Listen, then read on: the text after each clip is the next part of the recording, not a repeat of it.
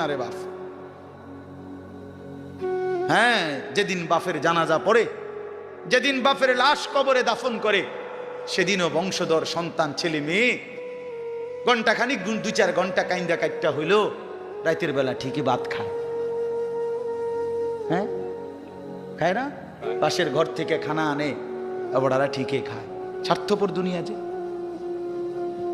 থামে না রে ভাই, থামে না দুনিয়া। ওই জন্য আমাদের কারোর জন্য থামবে না। তুমি আমি মরে গেলে শেষ। আবারও বলছি এই কথাটা, আমি মরে গেলে এরপরে পৃথিবী যত আধুনিক হোক না কেন, আমার কি কথা বুঝছিনি? আমি মরার পরে যদি সবার ঘর স্বর্ণের বাড়ি হয়ে যায় তো আমার লাভ হইল কি? আমার মৃত্যুর পরে যদি সব মানুষ আধুনিক হইয়া সাঁদের দেশেও জায়গা, আমার ফায়দা কি? আমি তো নাই, আমি তো মরে